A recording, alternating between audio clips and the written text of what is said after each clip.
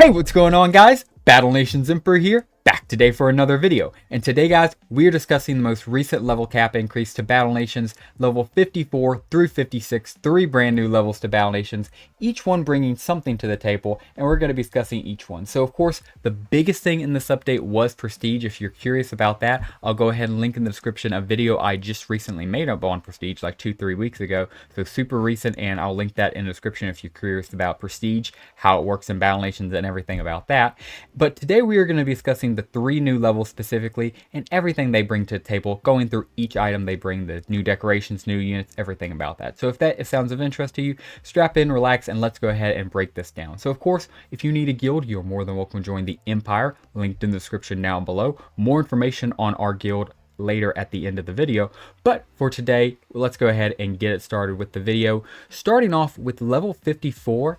And certainly not the most entertaining level. It does give us one thing, and that being this bad boy right here, the Neo sign. But for 42 nanopods, I'm not really sure if you could justify it, especially since, you know, the supplied bonus isn't accurate. Of course, no decorations currently have their in-game bonus, as is seen when you click on any decoration in-game right now. But still, I do have to admit, bro looks pretty cool. He is a very nice decoration. However, without the bonuses applied in game, I really wouldn't spend nanos on any decoration. Although I will admit this guy does look cool. So let's get into the biggest level, level 55 of the update. But before we jump into the meat and potatoes, of course, the core units, let's go ahead and break down the 2 decorations, which is of course the Bronze Sandworm, which, you know, I'll admit he's alright. Again, he's not 50 nanopods cool, but he's alright. Now, Tio did build one of these things on stream, which I'll also go ahead and link stream down below where we tested this new update. We're going to be doing even more of that tonight, so if you're watching this video recently, be sure to check that out.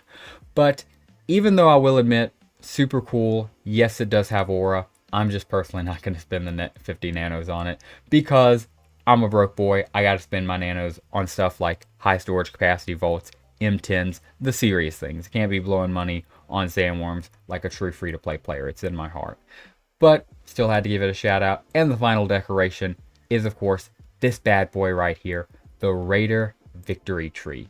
Now, this is the only one to not cost nanos, but it does cost prestige stars, which some would argue is better, some would argue is worse. However, while the applied bonus is not working, I still will say, don't make it. Again, this thing looks hard as heck. I got to admit, looks pretty freaking cool, especially with the vulture on top.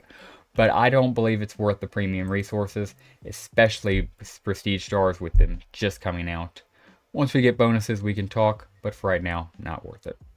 So let's go ahead and jump into the meat and potatoes, the freaking fracking brand new units of the update. Let me go ahead and quickly cut over to the first one, the Heavy Arctic Tank.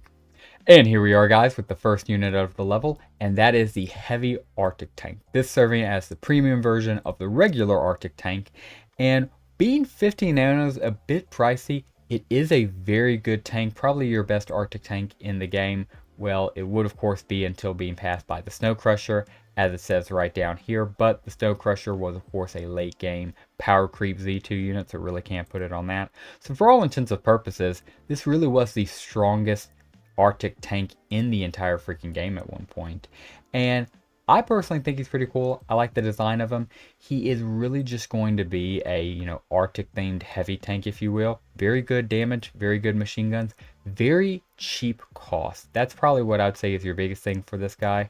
Besides just using him in cold environments, of course, for the benefit, I would say the fact that he never costs widgets or especially gears is just shocking here. I feel like he should have some kind of gear cost.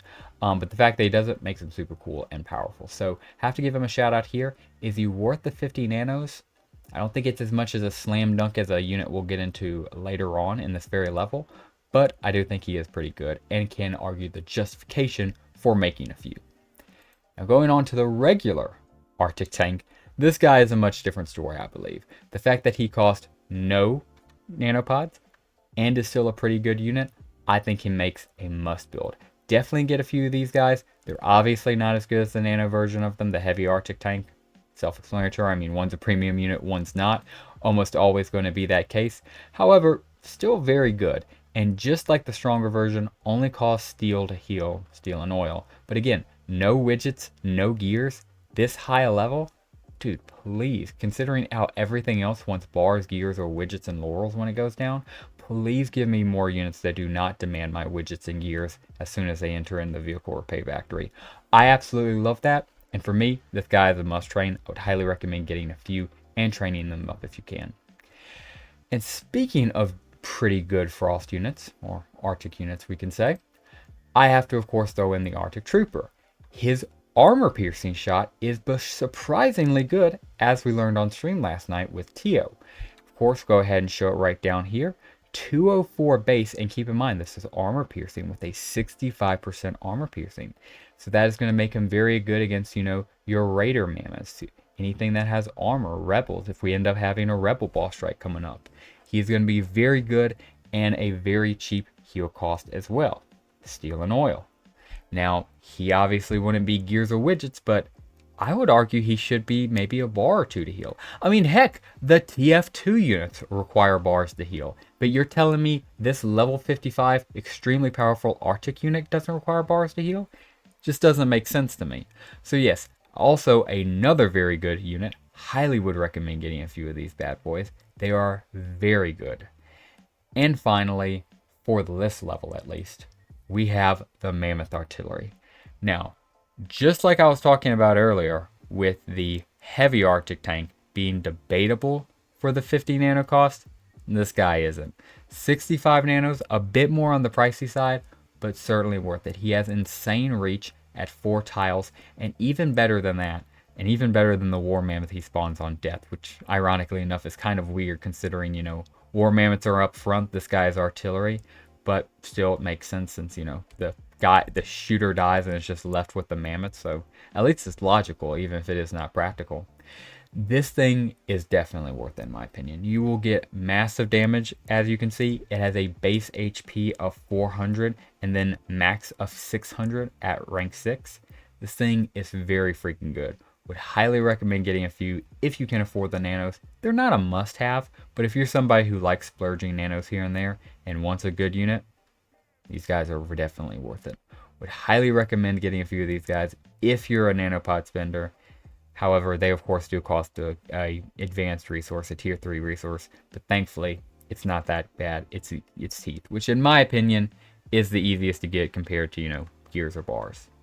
And that will do it for this level, and that leaves us with one more level, level 56.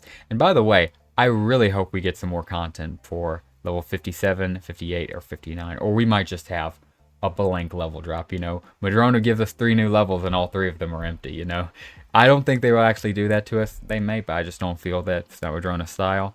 I think we probably will get something for whenever this level drop keys, whether it be like 5 levels all at once so we get to level 60 and beyond, or something more. I don't think they're just going to leave it blank. At least I would hope not.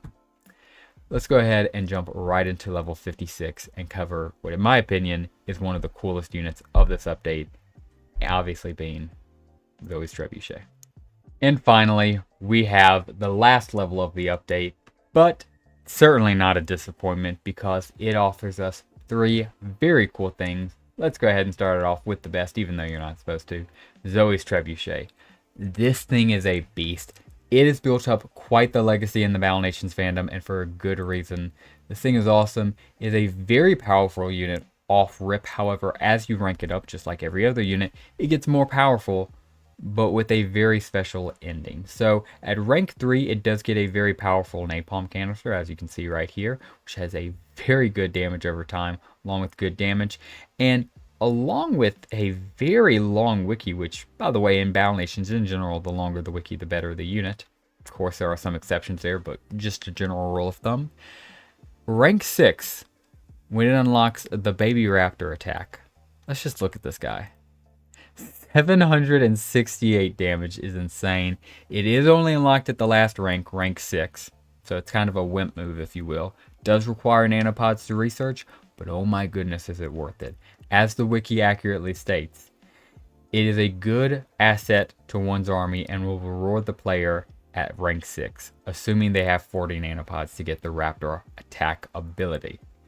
Even the game wiki outright points it very much a wimp-like case, but unlike the Wimp, who's completely useless all the way up until R6 and he gets those 2 attacks, this thing is very good until you get R6 and then it becomes freaking broken. So very good unit. Would highly recommend getting multiple of these bad boys because they are viable for multiple different things. Because of this raptor attack, because of the canister attack, because of just how good it is a unit, it can be used in several different boss strikes, several different bosses, several different enemy encounters, and overall is a very valuable piece of artillery. Cannot recommend this bad boy enough and would highly recommend training some out and grinding some as soon as you reach the appropriate level. So let's go ahead and cover the last 2 things. First off, in my opinion, what's honestly the coolest decoration of the update, and that being this bad boy right here, the artificial pond. Considering everything else was either nano or, prestige, it seemed, this bad boy is pretty reasonable, as reasonable as we can get for decorations and battle nations without their bonus. Just over a third of 1,000,000 gold, 340,000. It gives you no boost, which nothing gives a boost, but look how freaking elegant it is. Are you kidding me? This thing looks amazing. It's got a freaking goldfish. It looks like something you would see at a very nice Japanese restaurant before paying an expensive bill. I absolutely love this guy. Would highly recommend this as the best decoration of the update in my humble opinion. And finally, that leaves us with one more new piece of content for this update, for this level increase, and that is the Elemental Trooper. Had to leave a pretty cool unit in my opinion for the last one. This guy's pretty freaking goated, combining the elements of both fire and freeze. He's immune to both. Of course, though, no unit is immune to cold element right now, just due to a simple bug in the game, but that will soon, of course, be fixed. Very strong armor, very strong HP, and certainly nothing to scoff at. Let's go ahead and look down both these attacks. As you can see, both pistols, the fire and ice, not bad at all. Master of both elements, super cool unit. I'm glad to have back. Would I recommend getting a few of these guys? Kind of the same thing, honestly, with the heavy Arctic tank. I'm not going to write home about this guy, but he's also not a bad unit to get per se. And also, thankfully, you're not going to break the bank getting them either, unlike some other units. 60 nanos, it's bad, but he's kind of just like a more advanced version of the Salamander, if you will. In fact, he is the higher man's level version of the Salamander. Just this time, instead of just fire, he's ice and fire. Super cool looking unit. I would recommend getting a few if you could. If you don't, it's not the end of the world. However, if you do get a few, you're probably never going to have ice or fire problems again. And guys, that will do it for today's video. Just wanted to make this quick recap here. I know, of course, we've been doing the live streams with Keo to go break down each one of these, but just wanted to make a quick video covering this newest level in cap, these past 3 levels, levels 54 to 56. I would love to turn this into a new series. However, we may have to skip it over for the next level cap increase since, as you gentlemen can see, it's just this awkward gap right here before everything picks back up and we go back into new content. So we'll see how Madrona handles that gap, but as far as this most recent level increase, I'd say it's a pretty cool W. We got a bunch of cool new stuff and decorations, even if they are useless, besides the little artificial pond, in my opinion, which is a nice beauty. And yeah, guys, that will do it for us. Guys, if you need a guild, you are more than welcome to join the Empire, linked in the description down below. We have competitive guilds that made it on the leaderboard this previous Boss Strike 1, and casual guilds accepting all players. So no matter where you are in your Battle Nation journey, we would love to include you in the Empire if you need a guild. And yeah, guys, that will just about do it for us. Thank you very much for watching this Battle Nations Emperor video all the way through. I greatly appreciate you. Please consider, of course, dropping a like down below, subscribing to the channel if you are new, and don't really have too terribly much else to say after that. Thank you very much for watching, and as always, have a great rest of your day. Now, this is normally the part of the video where I zoom out of the base and look over it, but there's no base to zoom over. Just a wiki to scroll.